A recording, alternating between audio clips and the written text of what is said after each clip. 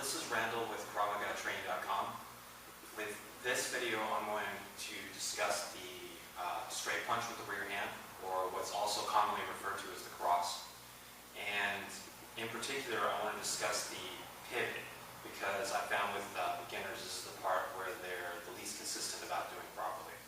Okay, first of all, let me explain why the pivot's important. Everybody's taught to pivot with their back foot as they throw the punch. But there's two main reasons why this is really important. The first one is it allows you to generate power because it forces you to twist your body. So if I keep this back foot flat right here and I try to punch, notice I'm just arm punching like this. If I'm only using my arm, I'm only going to have so much power, especially if I'm a smaller individual. So it's really important for me to maximize my power that I need to rotate my whole body.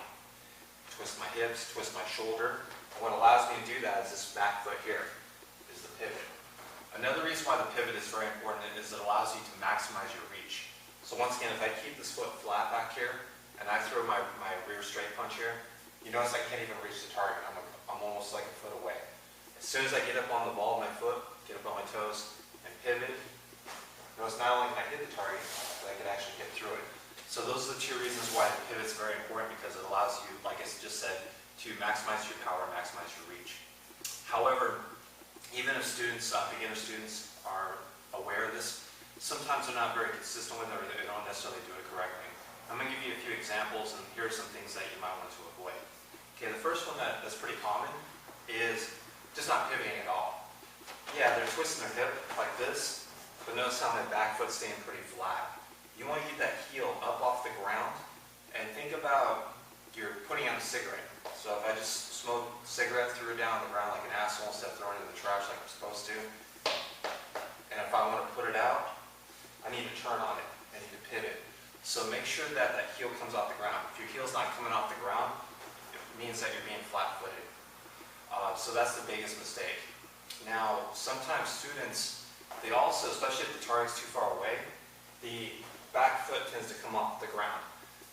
You don't want to do this because you need to have a good base. You need to stay grounded into the ground for maximum balance and power. So make sure this back foot doesn't come off the ground as you deliver the punch. If you need to compensate for the reach, you don't do it by leaning forward and being off balance like this. You do it by, once again, getting up on your ball of your foot and pivot. So don't compensate by leaning, compensate by pivoting properly.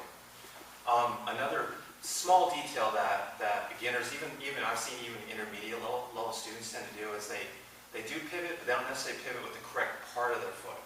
The correct part of the foot is supposed to be the ball of the foot, the padding underneath the toes. So if you watch carefully, notice how that part, that surface of my foot, is making contact and turning on the ground. However, sometimes students think they're pivoting properly, but what they're actually doing is they're up on the tippy toes like this, like they're on point, like they're doing ballet or something. So it's not your tippy toes that you're pivoting, it's not the end of your toes, it's the ball of your foot. So you want to feel your toes bend back, and that, like I said, that padded part. So basically, right here, this part, not up here, right here, that part, that's the part that I want to pivot when I throw the cross. So even though people think they're turning, they're not necessarily pivoting necessarily with the correct part of their foot.